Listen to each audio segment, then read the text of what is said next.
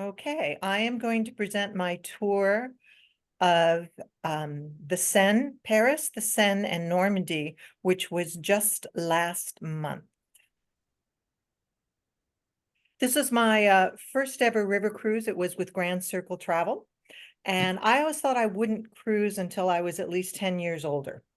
It seemed like something that was for old couples and very much like a bus tour with big groups and all of that. And there's a piece of this, but a friend of mine, Cindy, asked if I would like to go. She really likes this company. And I thought, what the heck? So this was my first river cruise and looked at it from this concept of what did I learn and would I be willing to do this again? So the first lesson I learned is that itineraries are tentative. This was our itinerary. And the areas which are X'd are places we went, and the areas that are X'd out are the places we were supposed to go and didn't. The first one is we were supposed to be in Paris, not right downtown, but very close to Paris. But if we didn't get out of town earlier, before we got there, the captain said we wouldn't be able to get under the bridges. So we were about an hour away in Poissy. So that added a little bus time, but it wasn't, too bad of an experience. Conflans is a cute little town that most of the boats stop at. They were underwater, couldn't go there. Giverny is closed until April, so that wasn't on the list. Oh We did no. see a few of the others. One of my things I was looking for was Honfleur, this darling little village at the very end before you go see Omaha Beach. And we didn't find out until we were in, I think, the last night or the day before the last night in Rouen, that the harbor master of Honfleur uh, rejected our docking pass for 3 nights. And the reason was not that they were flooded, they just weren't ready to start the season. This was early March, so we were not just the first boat on the river, we were the only boat on the river the entire time. This is our little boat, the Bizet, not terribly fancy, but quite nice, I thought. It had everything you need, a nice little lounge. This was my room. It's 2 couches, each of which fold down on either side into a single bed, which is quite comfy. I had a room to myself, so I had both the sofa and the bed, and I also had a little balcony. So not luxurious, not like Alma Waterways or whatever, but quite nice. Don't spend any time there. Lesson number 2, they keep you incredibly busy on these boats. This was the first day. They did one of these every night, but this was the first day. And so we really didn't leave the boat till 11. But in most cases, we left either at 8 or at 9. Dinner didn't end until 9 p.m. And then there was always entertainment afterwards. So every day was essentially a 13, 14-hour day if you chose to do everything. So that was my second lesson. The first 2 days, we were outside of Paris, but our plan was to spend the day in Paris with the group in the morning and then on our own in the afternoons. I'm sure everyone here has seen Paris, so I only took a couple pictures. This I thought was fun. This is the storefront of Louis Vuitton, and the whole thing just looks like one of their steamer trucks. The obligatory picture of the Eiffel Tower, and this is here primarily to show what the weather was like. One of the trade-offs of going so early is we knew there was a chance we weren't going to have the best of weather.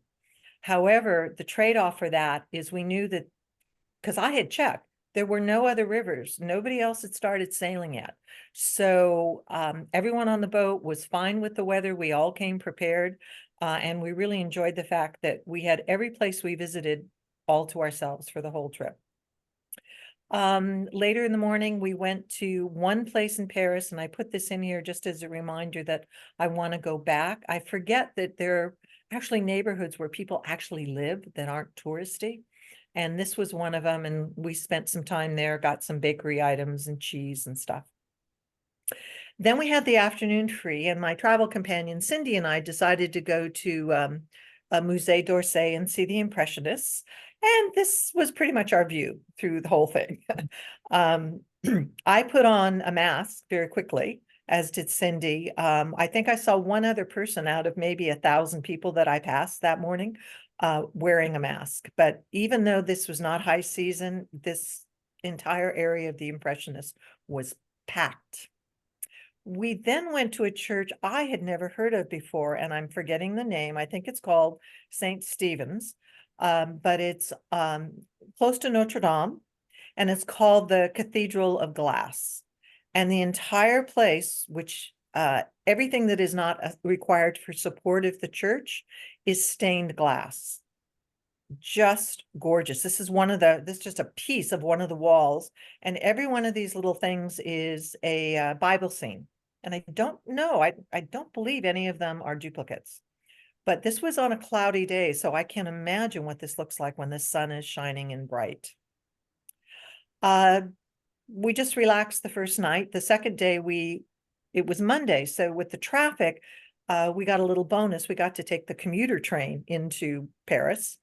And I only took this picture because I always said I just did not want to be a tourist following the flag. And here I was, a tourist following a flag. But there were 36 in our group. The boat divided up into 3 groups. And the flag became very helpful at times. So does that mean 36 in In my each of group, the 3 groups, or yes. 36 that got divided? 110 divided into 3. We had 36, so that was on our bus, and we had one, each of us had one tour guide throughout.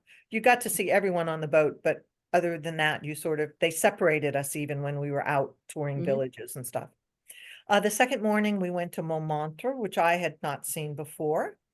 Very touristy, but very cute. There's very steep stairs, and you can't really see here oh, I forgot to do this. You can't, oh, there's the view. You can't take a bus up there, so they put us in this, I wish I'd taken a picture, another one of these embarrassing tourist things. It's a little, almost like a little tram, and they dress it up to look like an imitation choo-choo train. So embarrassing. But that's how we got to the top of Montmartre. Oh my So you God. could have stayed, but Cindy and I grabbed an Uber and went back down, and we went to Musée l'Orangerie, which is, I don't know if you've been there, but it's predominantly, I can't remember how many rooms, at least 3, there may be 7, that are designed specifically to hold these huge Monet paintings that wrap around the walls. Apparently he worked on them for 16 years or so. And my travel companion is Cindy is a retired art professor. So she's always great at showing me specific things to look for that make a lot of it more interesting.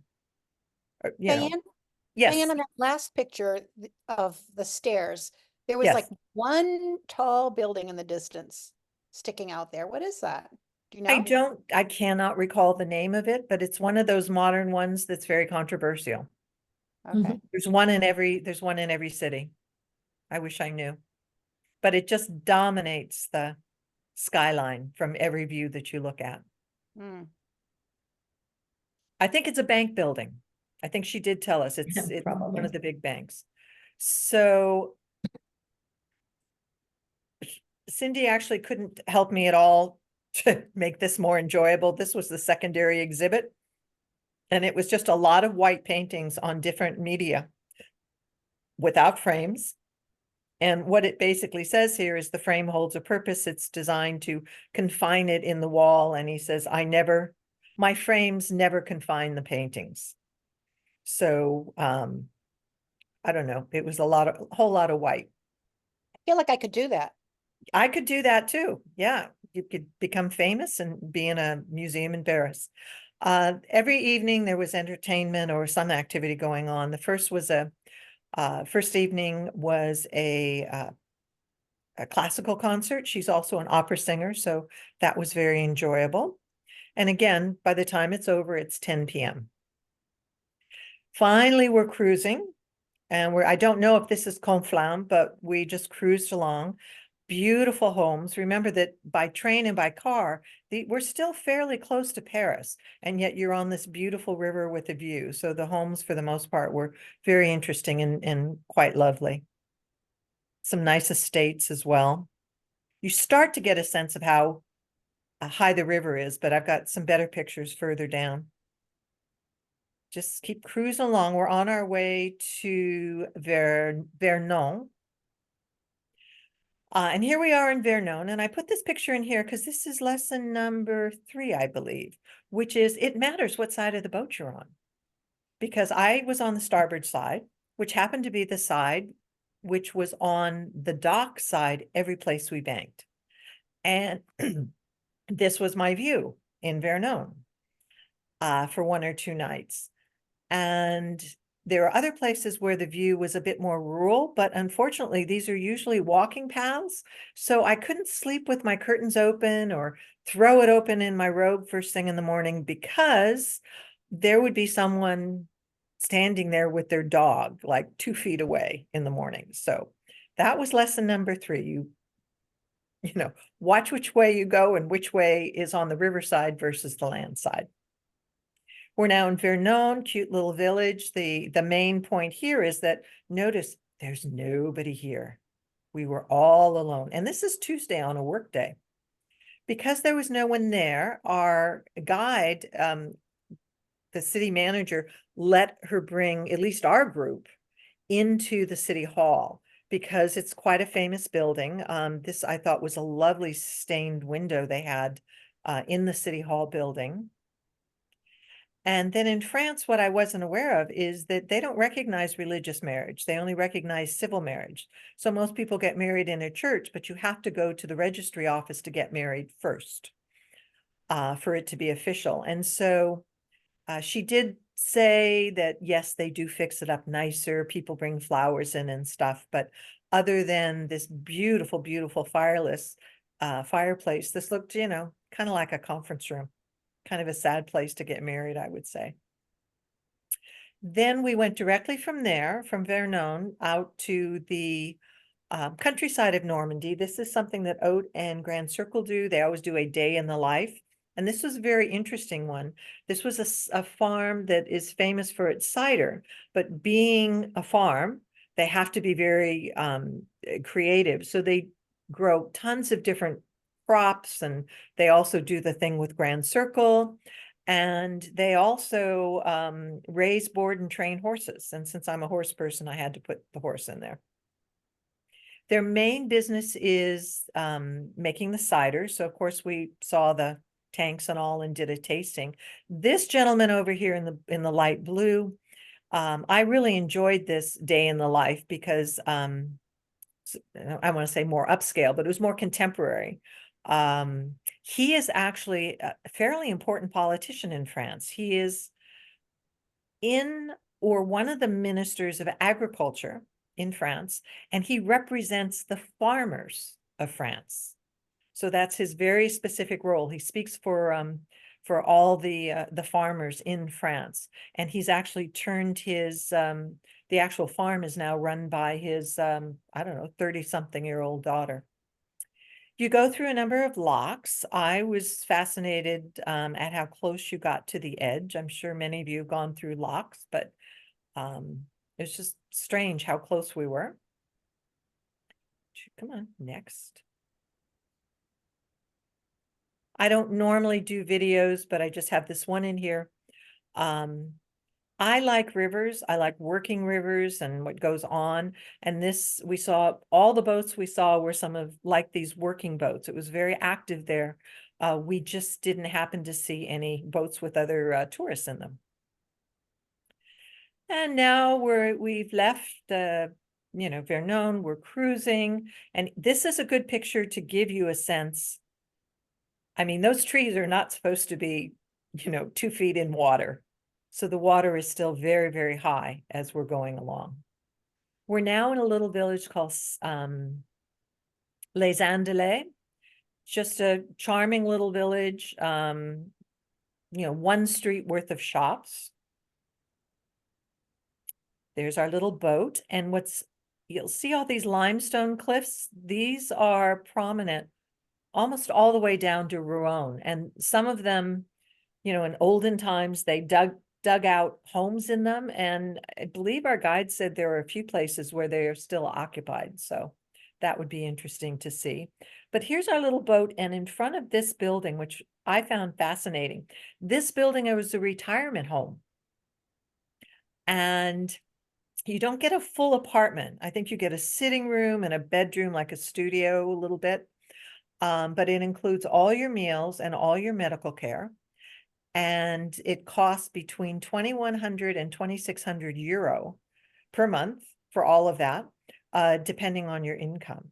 So we were all talking about, do they take foreigners? Where can we sign up? This is just looking the other way from our boat. This is a famous old castle. Unfortunately, I'm not a big fan of ruins, so can't tell you too much about it, but there were some very famous battles there, including the first Henry of England. So famous in both English as well as French history. Only one picture of food. What I found interesting is they did a wonderful job. The food was fabulous. What was interesting was, with the exception of the captain and I think the assistant captain, the crew were all from Central Europe. And they spoke excellent English. They didn't speak French. And I was a little disappointed because I would have liked to have spoken some French with the crew, but. Huh. So now we're cruising again towards Rouen. This was probably our sunniest day, so I went up on deck and got a bit of the sunshine. Very relaxing. We had a cabaret that night, three-lady cabaret with a little can. A little corny, I'm sort of thinking, yep, here I am, a tourist again, but it was fun and they were pretty good. Now we're in Rouen, which is a city, and Rouen is where there's a name for it. It's where the river sort of joins the sea a little bit. So they can bring much bigger boats here, and they transfer things from the larger boats to the smaller boats that would go then up or down the Seine to and from Paris and beyond in that direction. So this is a big city. It was a Saturday, but not very crowded. Here is, once you got out of the larger area, kind of cute, all the Norman timbers there. I think we went to a market here this day, on that day. So now we're cruising down to our next temporary stop that wasn't on the original itinerary. Because Rouen is the beginning of a very industrialized place, and because it was bombed during the war, a lot of new buildings. So I took a picture of just a couple of ones that I thought were interesting. I liked this one a lot. And then this looks like something that, it could turn into a transformer at some point. I don't even know what this one does, but I thought it was interesting. And while we're cruising, because we cruised for a number of hours this day, they did a cooking demonstration and class for us. Then we had a tasting of specialties from Normandy that are 3 trip leaders. Mine is on the right here. Amandine is her name. Her family were farmers, and she was actually named after her grandmother's favorite cow. Again, still just cruising along. I just thought it was pretty. We're getting to a little less of the limestone cliffs, but they're still there. This is right before we stopped at our temporary unanticipated stop, but I thought this was a cute little house, and some things were in bloom, even though it was still sort of gloomy weather-wise. So we stopped, we immediately got off the boat, and then we went to Honfleur, which is the end of where the boat goes normally. We didn't go there, but they took us there by bus, and this is a charming little tourist town. I mean, I really loved it, even though it was a bit touristy. It had a little bit of everything, the old and the new, but it also had a marina, and I love marinas. So I have way too many pictures of the marina. But this is Honfleur. This is the place that wouldn't let us come and dock and just stay there for 3 nights because they just didn't feel like opening yet. Instead, we stayed at a little place called, God, what is it called? Caudebec and Caw. And I'm not even going to show you the little village because it's really nothing really to see and not that pretty. And I'll tell you why in a minute. But this was interesting, is they don't have docks. So what they do is this is a boat that then goes out. So you don't have to run a long thing this way. It's like a barge, with low draw. And then you go this way, and then it has ways to go down and into whatever level. I think we were able to board on 2 different levels on this one. And the interesting story about this town and why it's not really even worth taking a picture of is during the war, this had always been a place with a lot of crossing. I guess maybe the river's a little narrower here or something, but this was a place with a lot of crossing for cars, little ferries for cars and all of that.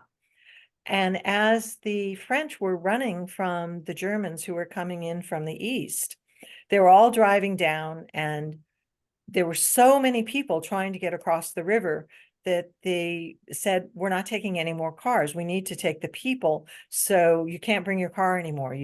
We're just going to take people. So everybody just parked their car, and eventually the cars filled up the entire village.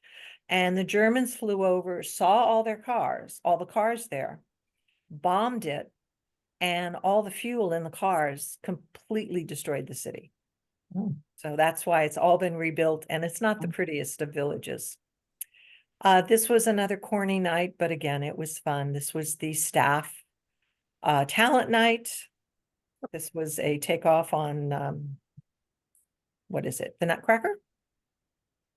Swan Lake, rather. This guy actually had some talent and was kind of cute. He's the boat engineer, I believe. So now we're at our last stop on the boat, but we're still on the boat. The next day, we're going to by long bus ride, way too long. That's next lesson. There can be long bus rides on these things. We're going to the other part of the trip, which is, the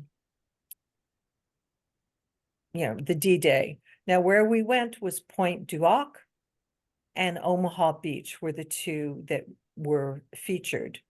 I'm running a little late on time, so I won't tell you, but there's interesting stories about how these beaches got named. This is Point Duac, which was bombarded by both air and sea by the Allies, because this was where they had, the Germans had completely built it out with cannons and bunkers for all their armory and those sorts of things. So this is, one that's still in reasonably good shape. And as far as you can see in either direction, including way off to the right of this slide, you see these huge divots, which are actually bomb craters.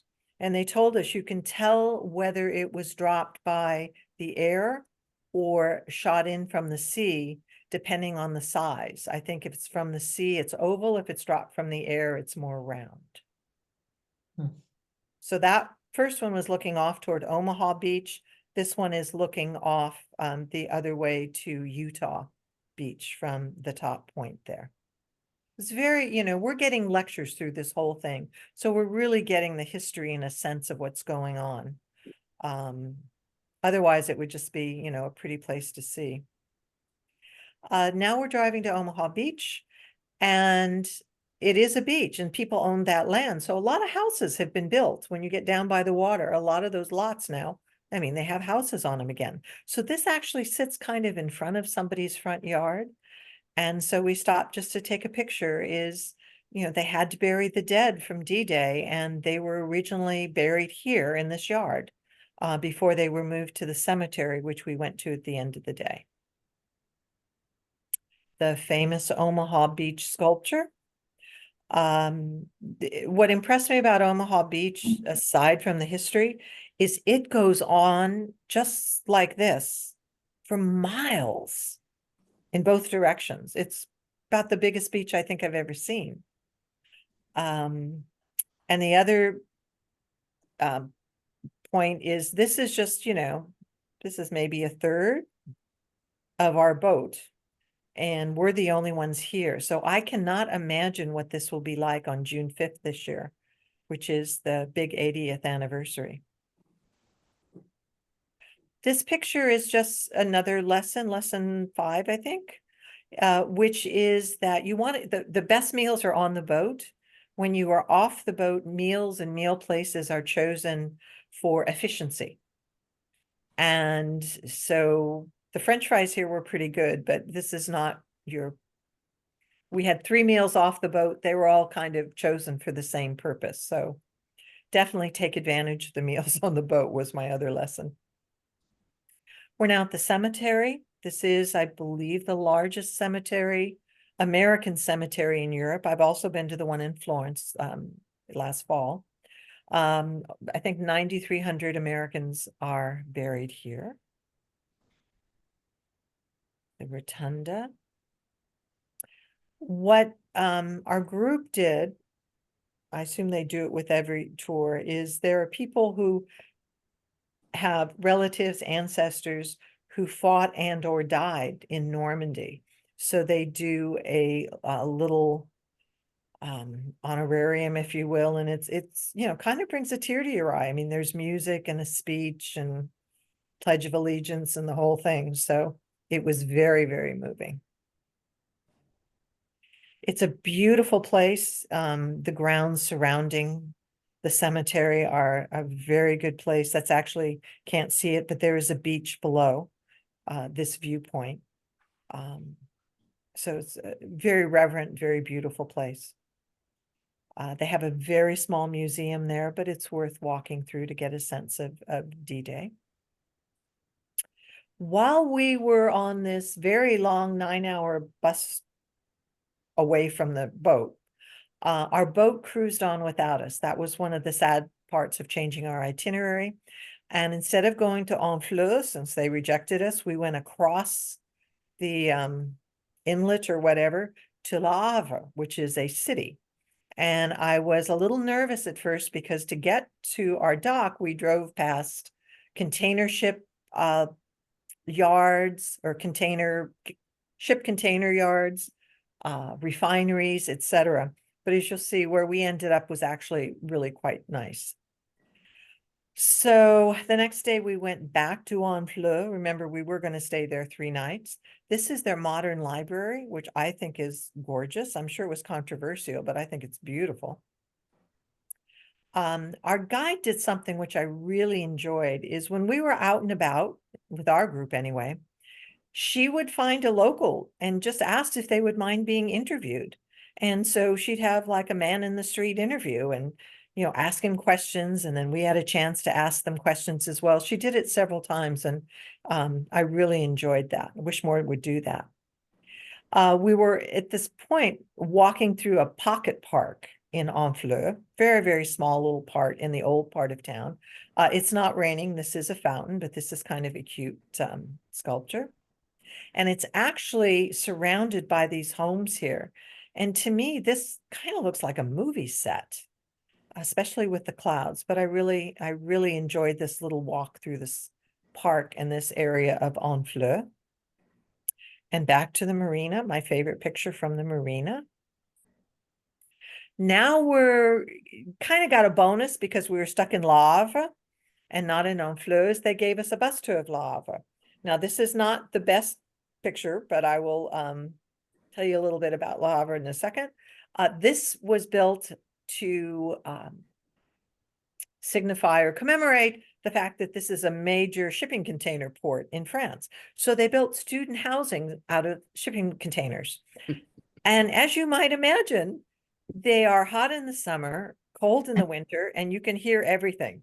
So there's 2 or 3 of these buildings, and even though some of them have lovely views, they're not considered the most desirable housing if you're a student there. Everything else, though, was interesting. Buildings, a lot of different architecture. I don't know the history, it's controversial, but D-Day was in June. In September, the Allies destroyed Le Havre. I guess it's controversial, but they felt they needed to. They completely destroyed the city. And it was rebuilt with Marshall Plan funds. And it's actually, they applied for and it got UNESCO World Heritage Site status not because it's old and beautiful, but because it is all new and it was built as a master plan under the oversight of a single architect. So it's the entire thing was all built, you know, in one design. I thought this was interesting. It reminds me a little bit of, and this is all new, reminds me of a little bit of Scandinavia. This is the upper entrance to what is an underground performance center. And I don't know the architect's name, but he was known as the King of Concrete because he used a lot of concrete. So this is getting closer to where we were docked. It's a very active marina area, so I am pretty happy. This is actually my view. I'm still not on the water side, I'm on the dock side, by the same architect. Down here is actually a mall and some businesses and some apartments by, again, overseen and or designed by the same guy.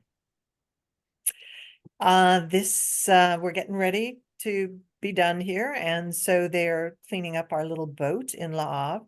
Because the water was so high, there were a lot of things floating in it. And so they're repainting some stuff here because I'm sure we hit some logs. I saw quite a few of them. Last night we had baked Alaska, standard, you know, their standard thing. And then just a couple slides on this because you have to be there to really experience.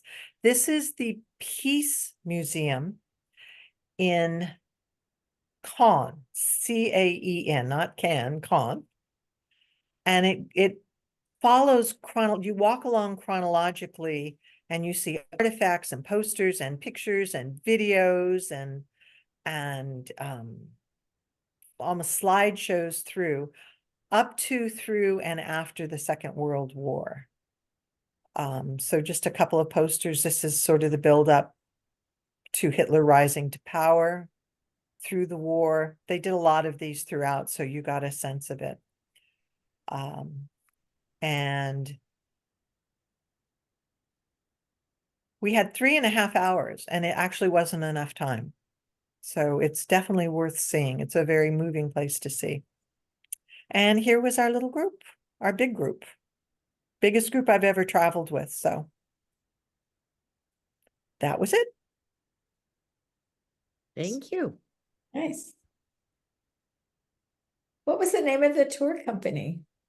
It was called Grand Circle Cruises, which is the sister company of Oat.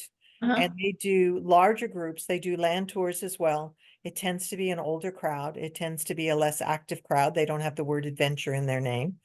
I wish the groups were smaller, but and on our boat, the last thing I learned is that I don't want to, I would cruise again, but I would not cruise solo. How long was it? 10 days on the boat. One night in a hotel before we left for the flight. So you didn't cruise solo. Well, I had a friend, but we didn't share a room. So no, I did not cruise solo. Virtually, there was only one woman traveling actually as a solo Uh-huh. on the entire ship. 90% of everyone was married. And I have nothing against that. But what is weird on a cruise ship, and someone warned me about this, is you eat the meals. There's one sitting for every meal. And the ships are always full. And so it's not that there isn't a place for you to sit, but if you arrive a little late, a lot of people are traveling with friends or their spouse and they're saving. You've got to go from table to table and ask if you can sit with people. And, you know, I mean, it's not that I'm like horrified of doing that, but we actually ended up, when Cindy and I, a couple times, we asked someone, you know, to leave. We said no, because they were sick. They were talking about, you know, they had all these, and they said, oh yeah, oh God, I'm so sick, I'm on antibiotics. And we go, no. So, but no, it's more of it's a different kind of crowd. But I would love to, you know, I'd always travel with a friend, obviously my own cabin. And for me, a cruise is one of those things, well, the more the merrier, go with a group. Thank you. It was awesome. Question, Diana, a Mhm. question.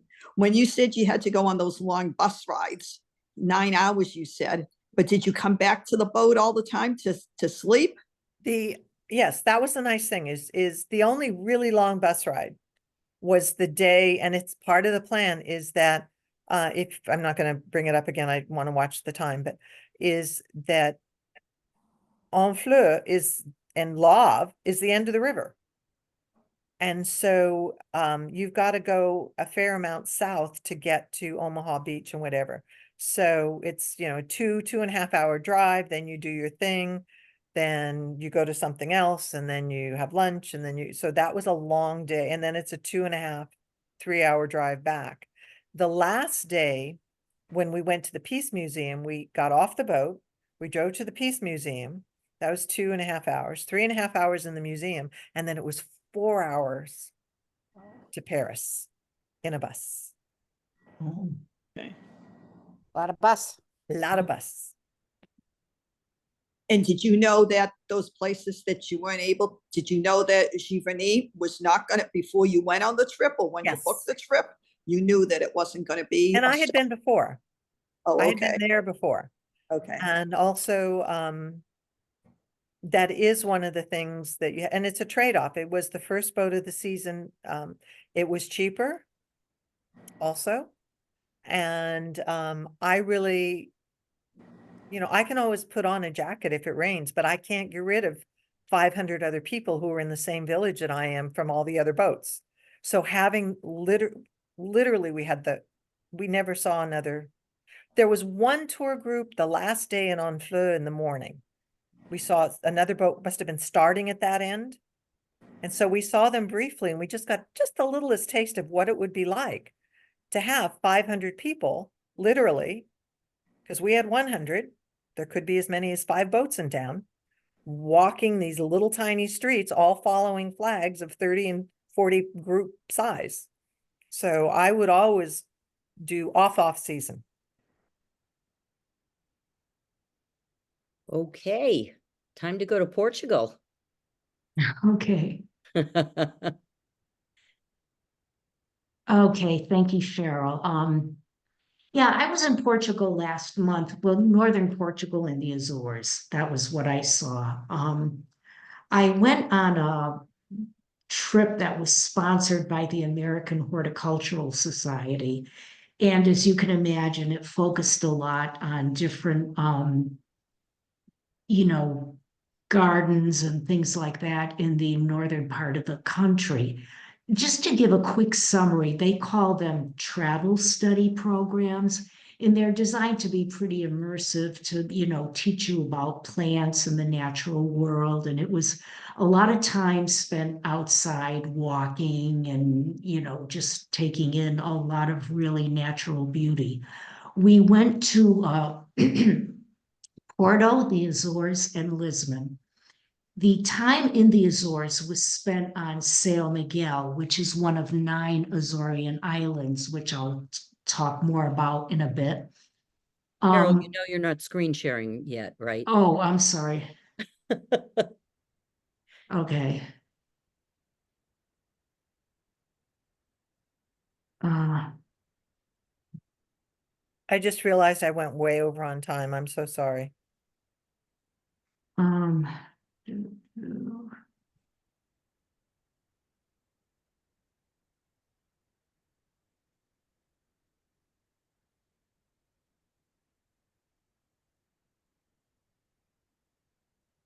Cheryl, I don't see screen share here. You're muted, Cheryl. Sorry. Put your cursor toward the bottom of the screen, Carol. Along What the you- bottom of the screen, you have to hover before it shows up. I just see my PowerPoint. Go back to the Zoom meeting screen where you can see all of us. I just see you. Okay. So along the bottom of that, Yeah, take your cursor down there yeah. and hover. I see hide video, mute audio, stop Yep. video, and exit minimize video. Okay. It should There be we go. somewhere along that. the green one, right? Mhm. Yeah, mine's green.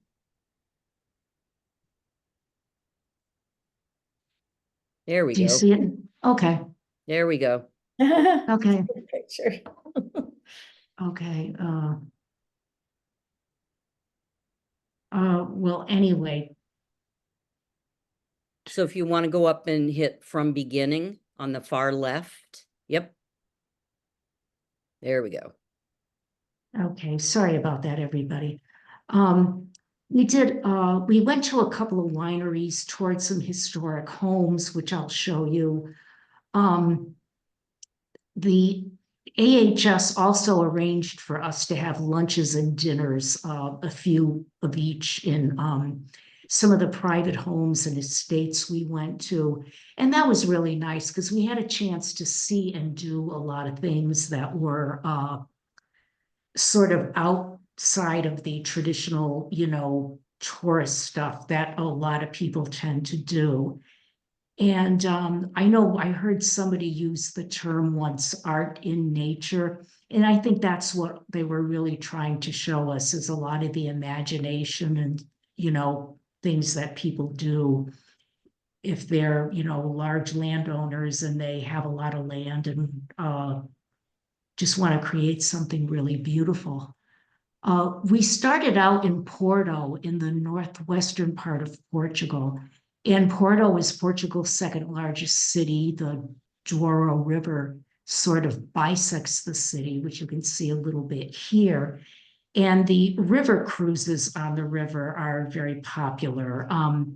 They have the bigger boats that go on the river, but you also see little boats like these that have, tourists on them where people are just out for a couple of hours or whatever. And we were told that these are also kind of like replicas of the boats that they used to use to transport the port wine in years ago that the city is so famous for.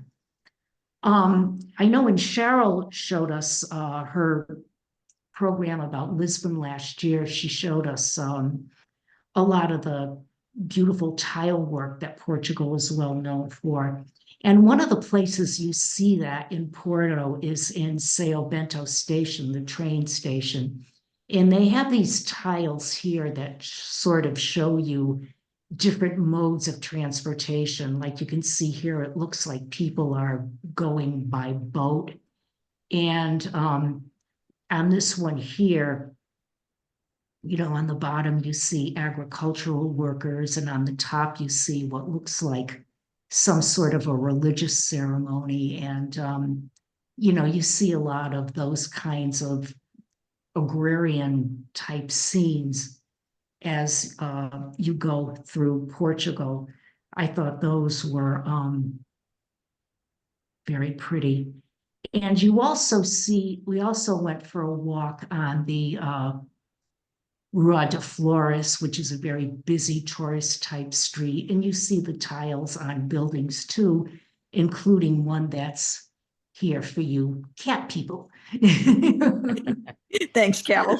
Okay, Pat. I figured you might join. And one of the trips we took was to a winery, Aveledo, which is I don't know, maybe about 20 minutes or so outside Porto. It's a working 19th century wine estate, which includes both the winery where they make and sell the wine. I think they export it here to the United States. And they also have a very beautiful woodland garden, which we toured. Part of what they're known for there is what they call the Vino Verde. And, or like, I guess it means like green wine. Oh, I'm not really sure why they call it that. The wine isn't green, and I don't think the grapes they make it from are necessarily green. But some of the people we were talking to seem to think that they call it that because the region that it's made in is, very lush, very green, as you'll see from some of these pictures. When we arrived, we had a little bit of entertainment there from a little peacock, which was kind of cute. And you can see from some of the photos here that, there's a lot of moss on the trees and benches and stuff like that. It had rained a lot, and it was just like very green everywhere you went. So,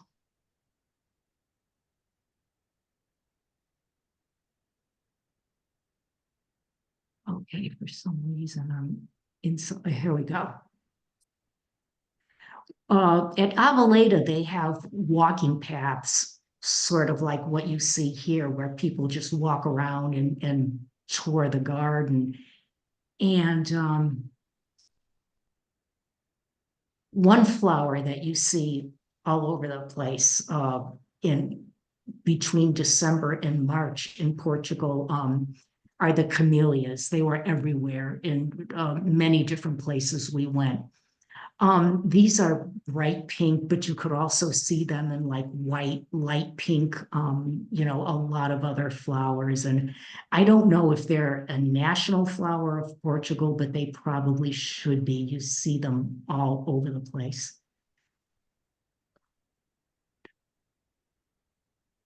They also had a very pretty grotto at Aveledo, which we saw. And we were told that the family members who still live there use that grotto like for weddings or other kinds of family get-togethers. And I think people can rent it out as well if they want it. It's also interesting to see like the imagination that some of the people have when they actually conceive of what they're going to put in some of these gardens. This is what they call a courtship bench, where I guess if, young lovers wanted to hang out in the garden, they would sit outside at this bench in full view of everybody. Of course, this is way back when they were designing these things. And then we went inside for a wine tasting, which was nice. I tried to get a photo of the the label of some of the wine we tasted. And I liked it. I looked online to see if you could get it in the States, and it looked like they sell it at Total Wine. So I don't know if any of you like to try new wines or are interested in Portuguese wine, but it would be worth a try. It's a pretty attractive price point. So it's something you can get a hold of pretty easily. Was this the green wine that you talked about? Yeah, I think so. I'm trying to in something I don't want to be in here.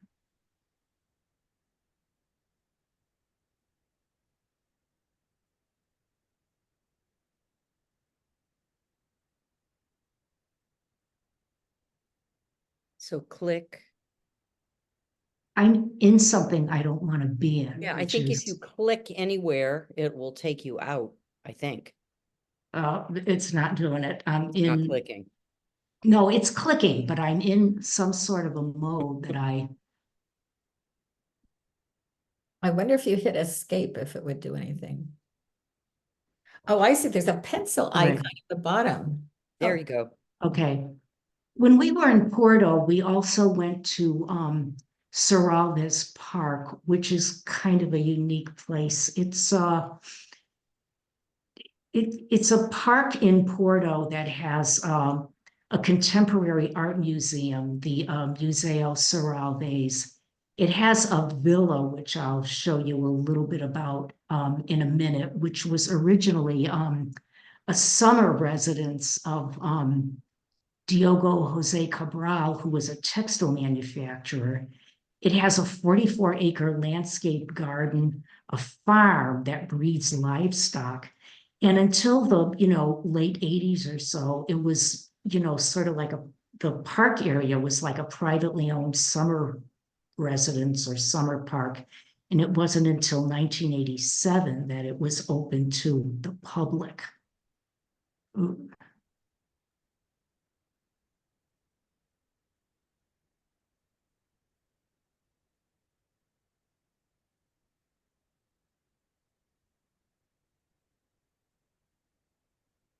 No, sorry.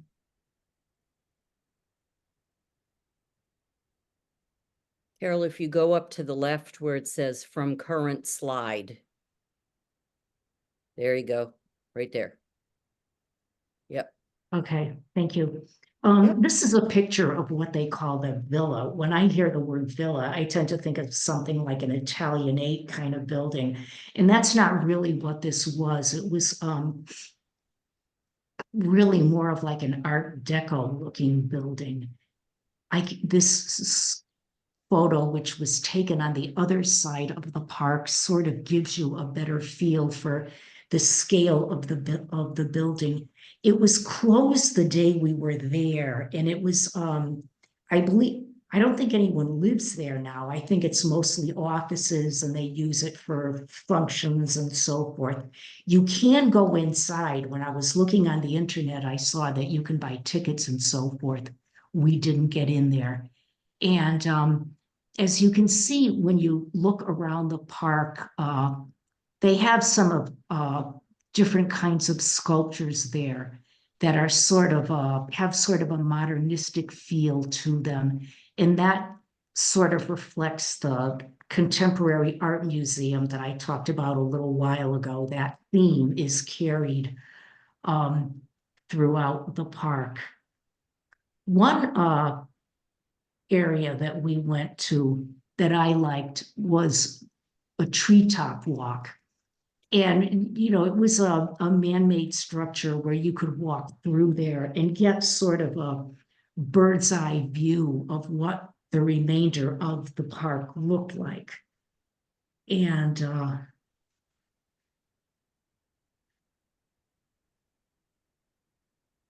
this is the aerial view where you could see the remainder of the park. They were about 4 to 6 weeks ahead of us, I'm guessing, in terms of like what was blooming.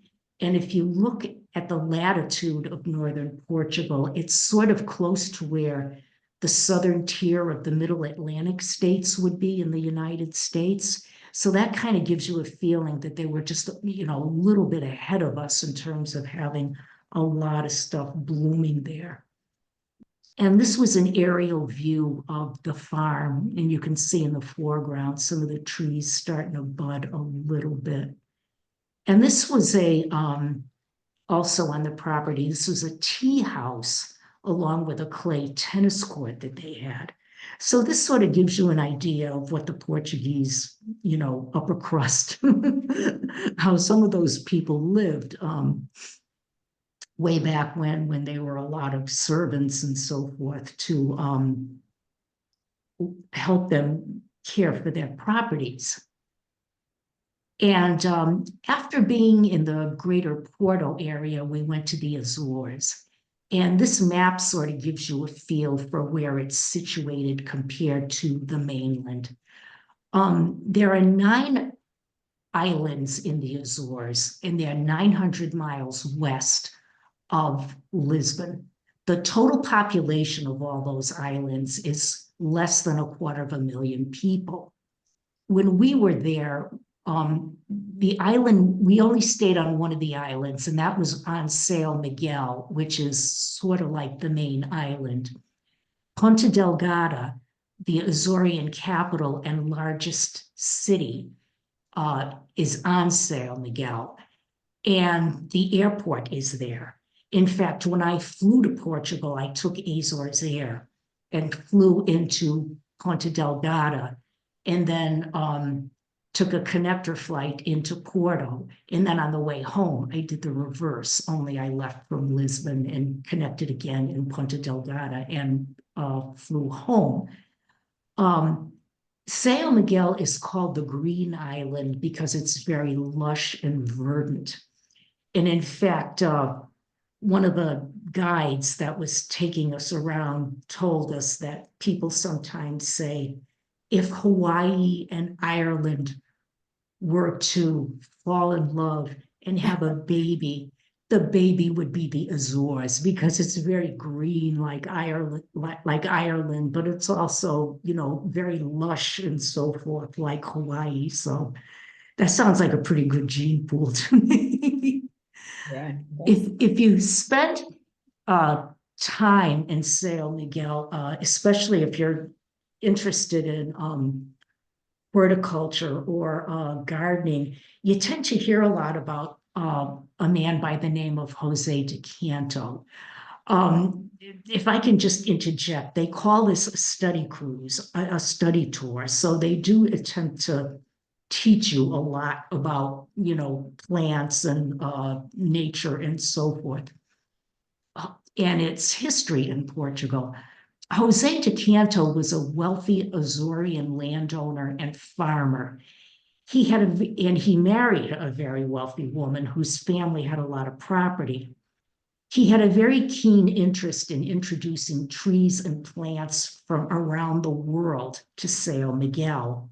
And we went to two of the, very large gardens that he and his family owned. One of the things I read about him mentioned that he helped to turn San Miguel into, they used the term, an agricultural breadbasket to help ensure its self-sufficiency.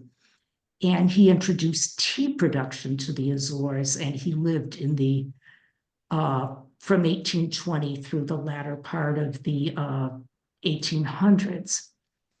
Probably his best known property is the Jardin Jose de Canto, which is a family owned botanical garden in Ponta Delgada. And what you see here is a ficus tree, which I had never seen before, but it was kind of unusual. You can see how the roots sort of come out from the ground like that. And a lot of people take pictures, when they're either sitting down or, doing something around those roots to make it look kind of unique.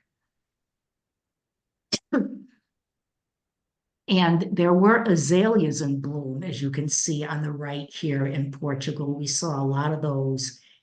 And we also saw a lot of things in that botanical garden that I wouldn't expect to see, like a coffee tree, is what we see on the right here. This is another view of the garden that has in the background a building that they call the Palacio Santana. It's a 19th century neoclassical building where we had a chance to go inside. And it's the seat of the presidency of the regional government. I'm not sure if anybody actually lives there, but they do have a lot of government functions in there. And when you go in, you have to present an ID in order to go in. And from what I had read of some things online, if you can't show an ID, like if you leave at home or something, they don't let you in. I mean, I think for security reasons, they just want to make sure they know who's getting in there. There's a tremendous emphasis inside the palace on decorative arts. It almost reminded me a little bit of something you might see in Newport, only a different genre, a different time period. Like one example was this painting. It was a very large, very life-size looking painting of a 1901 visit of a former Portuguese king and queen to the palace. And if you look at the painting, it sort of gives you a feel for what the, Portuguese aristocracy was like at that time at the turn of the century. You had your royalty, and it looked like, I don't know, someone being very deferential to them, maybe giving them the key to the palace or the key to the city or something. And then you had the military, and then you had the clergy, which, have played an important role in Portuguese life. And it was an interesting painting. It was very realistic. Like, I don't know if the picture really does it justice, but when you stood there looking at it, you really almost had a feeling like you were there with those people. And this photo of a stairwell gives you a feel for like some of the decorative arts that were in that palace. I mean, the ceiling had these absolutely beautiful ceiling tiles. And, you know, you can see them on the wall as well, the stained glass, very, very pretty. Even the bathrooms were over the top. I mean, you know, you could see this really ornate tile work with, you know, the cherubs and the very ornate bathtub. And, you know, it was really like they spared no expense in order to make this a beautiful, beautiful place.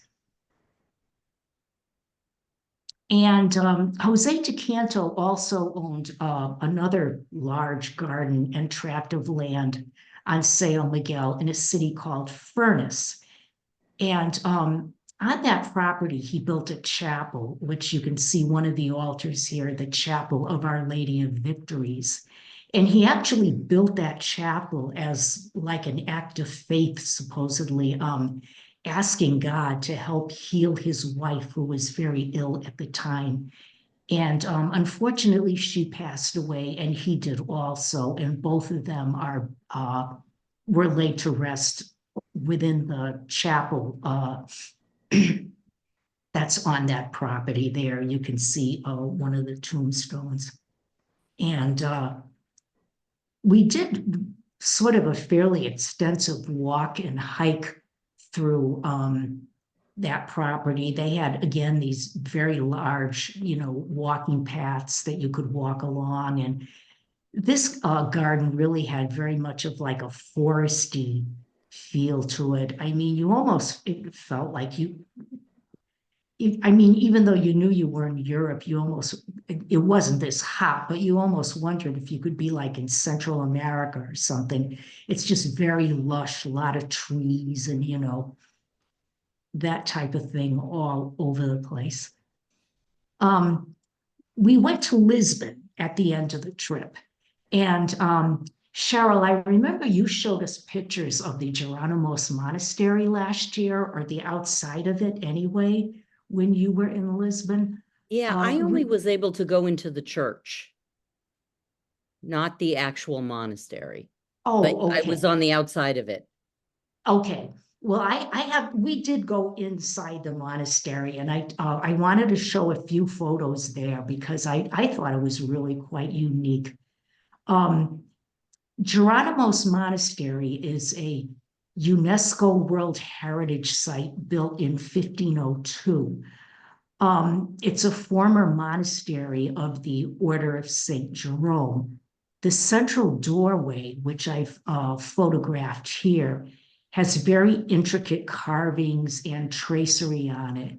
And you can also see very intricate carvings like along the windows and stuff like that. It's really quite unique, very beautiful. And several Portuguese kings and queens and Vasco da Gama, the explorer, are buried there inside. And if you go inside, they have these walkways, and then there's a courtyard in the middle. And if you look at what it looks like, it really shows you like a lot of the architecture there has a bit of a Moorish influence on it. And I thought you could really see that in the monastery. Like on the left, you can see the courtyard where I guess the monks had their sun or their exercise or whatever they did outside. And the photo on the right shows you a slightly different perspective of it. And you can see some of the carvings that jut out from the end of the wall there. And then when you're inside, this is what the corridors and the archways look like. Again, very intricate carvings on the archways and stuff like that. It's really quite beautiful. And another part of it I thought was very nice was the what they call the refectory, where the monks used to take their meals.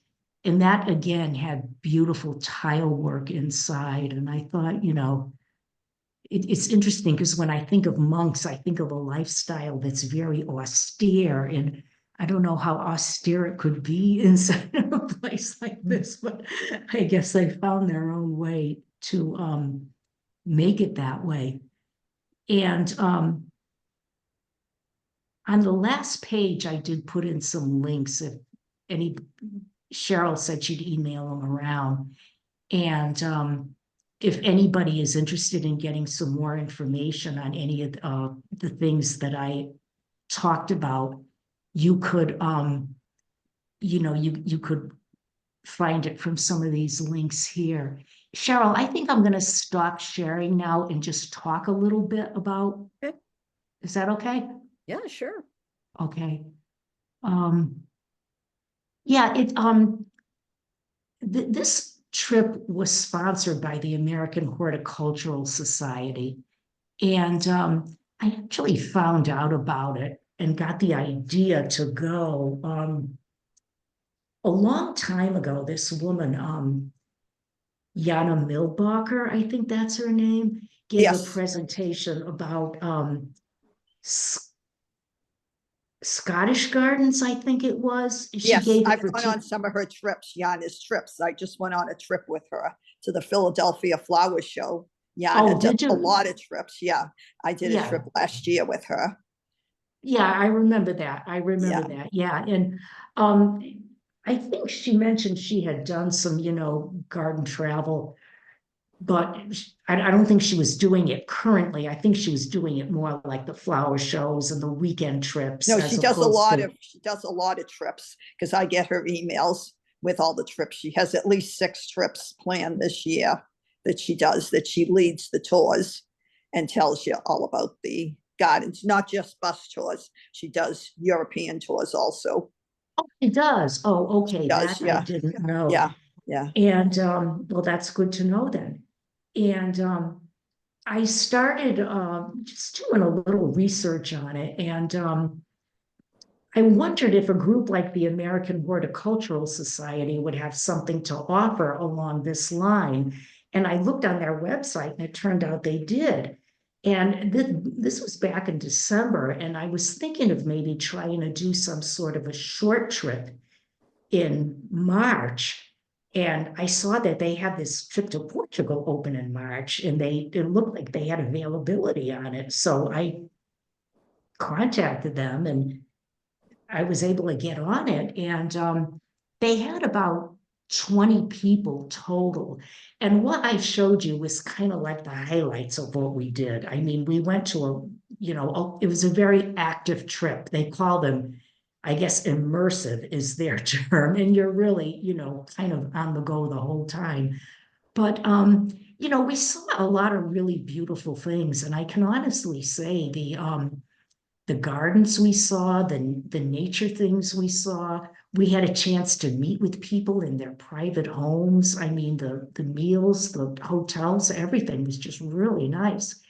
And, it just gave me an opportunity to just be exposed to something beautiful and get outside a lot. And I really enjoyed it. I felt like it worked for me. Are you a gardener, Carol? I would like to do more. See, I'm living in an apartment now, so I'm kind of limited in what I can do.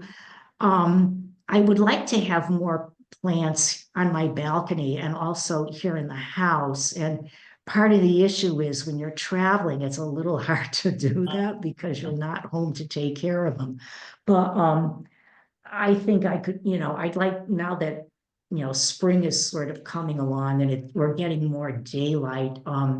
I would like to get some more and maybe experiment with some grow lights in my place and stuff like that to see what I might be able to do. So I just looked up the email, Carol, on Oh, Yana good. Milbacher's. So she's actually doing a garden tourist Northern Italy Lake District tour, September 27th to October 7th of this year. But that tour is already waitlisted. Oh, So yeah. I think that's the only European one she's doing this year, it looks like. But she's doing a bunch of others. She's doing the Brandywine Valley. She's doing the Hudson River Valley. She does Longwood Christmas every year, Longwood Gardens Christmas.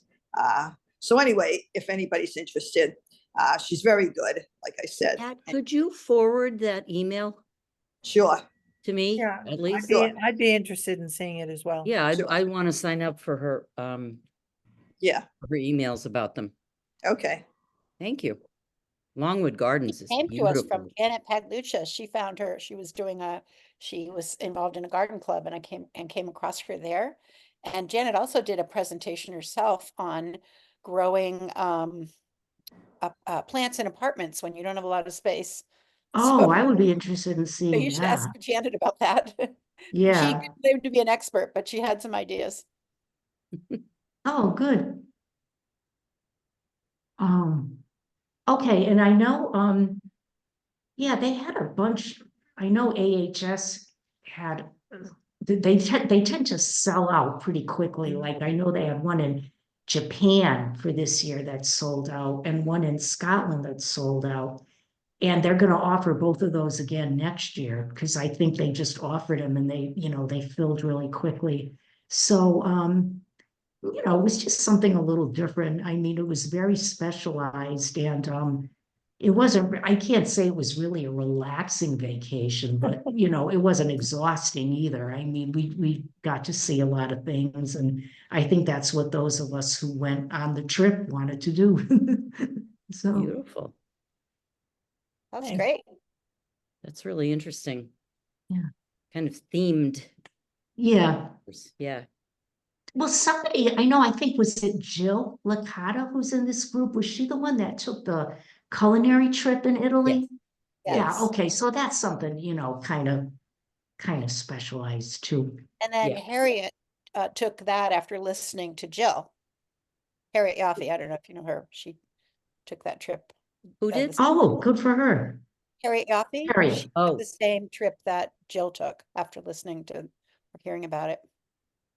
Is Cool. Harriet in this group? What? Harriet's not in the travel group, is she? No, but that's the beauty of Because- having it on the website. Yeah, she's friends with her. All right. Well, thank you to both of you. That was great. Yeah, Are you still recording, Jenny? I am. I can stop now. Okay.